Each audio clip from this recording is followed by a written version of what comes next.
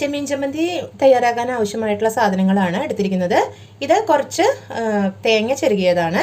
ഇത് ഒരു 5 ഉണക്കമുളകാണ്. ഇതിന് കുറച്ച് എരിവ് കൂടുതലാണ്, അതുകൊണ്ടാണ് 5 എണ്ണം എടുത്തിരിക്കുന്നത്. കുറച്ച് ചെറിയ ഉള്ളി, വേപ്പില, ഇത് ചെറിയ കഷ്ണം വാളംപുളി അല്ലെങ്കിൽ കോൽപ്പുളി എന്നൊക്കെ പറയും. അതൊരു ചെറിയ കഷ്ണം ചെറിയൊരു പുളിക്ക് വേണ്ടിയിട്ടാണ്. ഇത് ഉണക്കി കഴുകി വൃത്തിയാക്കി വെച്ചിരിക്കുന്ന ഉണക്കച്ചെമ്മീനാണ് കേട്ടോ. അപ്പോൾ ഇത്രയുമാണ് ഇതിന് ആവശ്യമായ സാധനങ്ങൾ. ഒരു ചട്ടി അടുപ്പത്ത് വെച്ചിട്ട് അതൊന്ന് ചൂടായി വരുമ്പോൾ അതിലേക്ക് കുറച്ച് വെളിച്ചെണ്ണ ചേർത്ത് കൊടുക്കാം.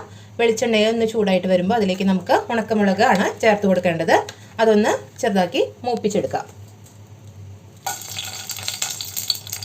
മൂത്ത ഉണക്കമുളക് നമുക്ക് ചട്ടിയിൽ നിന്ന് മാറ്റിയെടുക്കാം കേട്ടോ.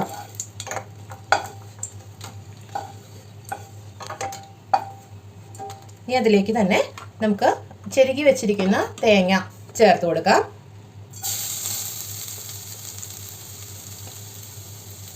തേങ്ങയാണ് ചേർത്ത് കൊടുക്കുന്നത്. അതിൻ്റെ കൂടെ തന്നെ കറിവേപ്പില,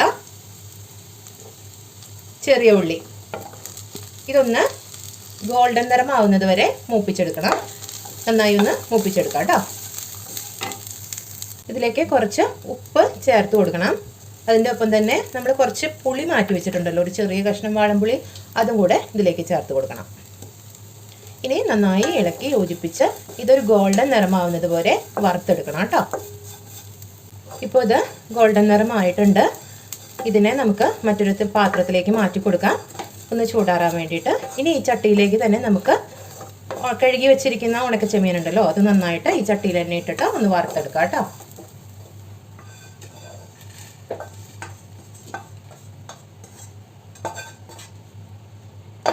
ഇതേ ചട്ടിയിലേക്ക് തന്നെ നമുക്ക് ആ ഉണക്കച്ചെമ്മീനും ഒന്ന് ചേർത്ത് കൊടുക്കാം. ഇതും ഒന്ന് നന്നായിട്ട് വറുത്തെടുക്കണം.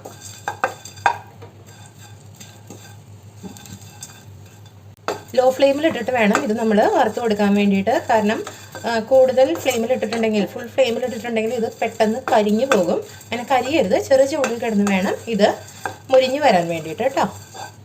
ഇത് പാകമായോ എന്ന് അറിയാൻ വേണ്ടിയിട്ട് ചെമ്മീൻ എടുത്തിട്ട് ഇതിൽ നിന്നൊരു ചെമ്മീൻ എടുത്ത് കൈ കൊണ്ടൊന്ന് അങ്ങനെ പൊടിച്ച് നോക്കിയാൽ പൊടിഞ്ഞ് വരുന്നുണ്ടെങ്കിൽ, പൊടിഞ്ഞ് വരുന്നുണ്ടെങ്കിൽ അത് മൂത്തിട്ടുണ്ട്.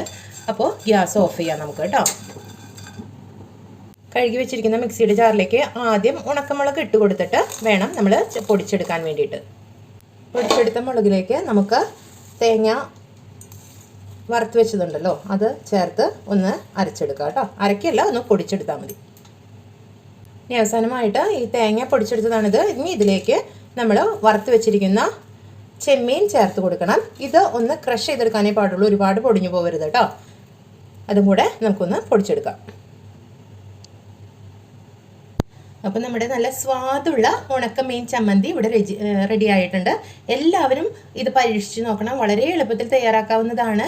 ഇപ്പോൾ പ്രത്യേകിച്ച് മീനൊക്കെ കുറവാണ്, നല്ല മഴക്കാലം ആയതുകൊണ്ട്. അപ്പോൾ ഉണക്കച്ചെമ്മീൻ ഉണ്ടെങ്കിൽ പെട്ടെന്ന് തയ്യാറാക്കി എടുക്കാൻ പറ്റുന്ന ഒരു വിഭവമാണിത്. എല്ലാവരും പരീക്ഷിച്ച് നോക്കണം. അപ്പം ഇനി അടുത്ത വീഡിയോയിൽ വീണ്ടും കാണാം കേട്ടോ.